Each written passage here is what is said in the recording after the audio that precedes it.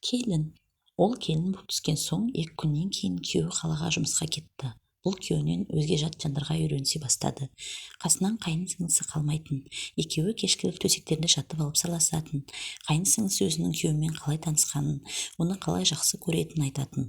Бұл да өз кезегінде күйеуін кезіктірген күндерді, қызықты сәттерді баяндайтын. Атасы мен енесі мал шаруасы, жер тірлігі деп тынбай тіршілік ететін жандар екен.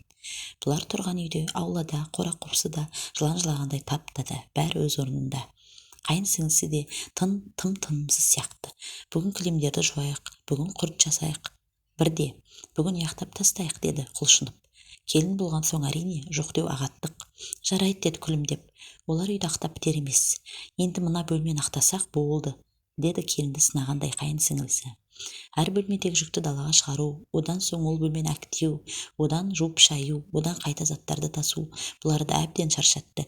Кешке әңгіме айтылмай қалады, сырлар ақтарылмай қалды, олар тәтті ұйқыға еніп кетті. Келін күн өткен сайын әке-шешесін, туған бауырларын сағына түсті. Олардың қадірін білмеппін ғой деп күрсініп, енесі бар ойын оқып қойғандай. Үйдегілерді сағындың ба?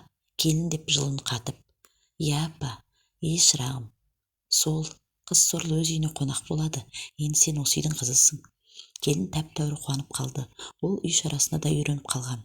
Алғашқы күндегідей емес, үнемдеп жұмыс істеуді үйренді. Тамақ та жасайды, үй де жинайды. Қонақта жатқан қайын сіңлісі екеуі дос құрбыдай болып бара жатыр ма? Бір күні қайын сіңлісіне күйеуі қоңырау шалады. Екеуі суық сөйлескендей болды. Келін сыртқа шығып кетті. Сөз тыңдағандай болмайын дегендей. Бұған да қаладан күйеуі қоңырау шалды. Сағындым деді. Ашыда келемін деді. Не әкелейін деді. Үйге қайта кірсе ботадай боздаған қайын сіңлісін көрді. Әншейінде сыпайы сөйлейтін биязы қыз боқтық сөз айтып, біреуді ұрысып отыр. Ұрса жүріп жылап та жүр. Не болды, жайшылық па, деді келін. Ол екеуміз ажырасатын болдық.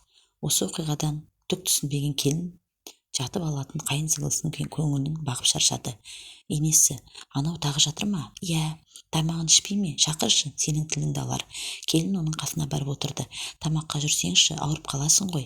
Ол үнсіз жата берді. Тұра ғой енді, жүрсеңші, деді еркелете. Кетші бар, мен тамақ ішпеймін дедім ғой. Келін қорқып кетті.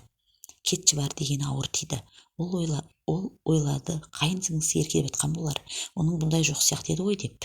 Жоқ, олай емес екен. Қайын сіңлісі күйеуіне деген ренішін осы үйдің бар адамынан көретіндей, оның ашу бәрінен де жаңа түскен келінге оңай түспеді. Күйеуі тағы бір мәрте хабарласқанда келіннің дауысы бір түрлі дірілдеп кетті. Қашан келесің, тез келші, деді қинала. Оның бұл үйдегі ең жақын адамы сол болған соң. Қайын сіңлісі үйдегілермен тамақтанбайтын әдет шығарды. Қарны қатты ашқанда орнынан жұлқына тұрады да, дастарханда не тұр, соны опыра жеп қайта жатады. Келін артынан бос қалған ыдыстарды жинайды. Осылай жалғасқан тірліктен кейін келін де мұңайып, алыстағы үйін, шаттыққа толы өмірін аңсайтын шығарды. Ол іштей қайын сіңлісіне қатты өкпеледі. Неге оның артын мен жинауым керек? Неге оның көңіліне мен қарауым қажет? Ол неге біздің көңілімізге қарамайды? Неге мен оны асқа шақырып тұрып, өзімді кінәлі сезінем? Ол тамақ ішпей қойса да, ол сөйлемей жүрсе де, бәріне өзімді кінәлі сезінетім не? Ол ой үстінде отырып қасына енесінің келгенін де аңғармапты. Келін де денесі жұмсақ үнмен. Ау, деді, бұл да дауысын жұмсартты. Сен ренжіп жүрсің ғой. Білем, ол бейбақтың мінезі сол. Бәріне өзім кінәлімін. Отасқандарына 7 жыл өтті. Бала көтермеді. Бала көтермеген келінді кім сыйдырсын? Талай енесі әкеп тастады.